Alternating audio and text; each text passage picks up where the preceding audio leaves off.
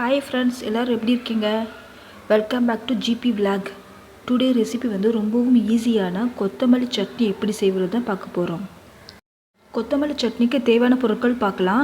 கொஞ்சமாக கொத்தமல்லியும் 3 பெரிய தக்காளியும் கட் பண்ணி வச்சுருக்கேன். இஞ்சியும் கருவேப்பிலையும் ஆப்ஷனல் தான். இப்போது கடாயில் ஆயில் ஊற்றி 1 டீஸ்பூன் உளுந்தப்பருப்பும் 2 பச்சை மிளகாவும் 4 பல் பூண்டும் கொஞ்சமாக சின்ன வெங்காயம் சேர்த்துருக்கேன். இதில் சீரகமும் கடுகும் நான் சேர்க்கவே இல்லை. ஏன்னா இந்த மாதிரி ட்ரை பண்ணி பாருங்கள், ரொம்ப டேஸ்ட்டாக இருக்கும். கண்டிப்பாக ட்ரை பண்ணி பாருங்கள், ரொம்ப டேஸ்ட்டாகவே இருக்கும். இந்த கடுகும் சீரகம் சேர்க்க வேண்டிய அவசியம் இல்லை, இதே போதும். சின்ன வெங்காயம் ஃப்ரை ஆனதுமே கொத்தமல்லியும் கொஞ்சமாக கருவேப்பிலையும் சேர்த்து நல்லா வதக்கிக்கலாம். வதங்கினதுமே கட் பண்ணி வச்சுருக்க தக்காளியை சேர்த்துக்கலாம். எல்லாத்தையும் நல்லா வதக்கிட்டு தேவையான சால்ட் ஆட் பண்ணிக்கலாம். இப்போது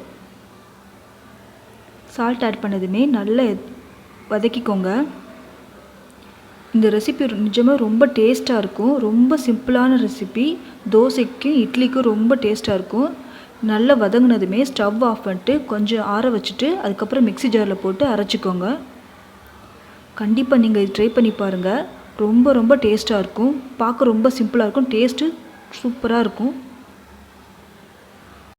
இப்போ கொத்தமல்லி சட்னி ரெடி.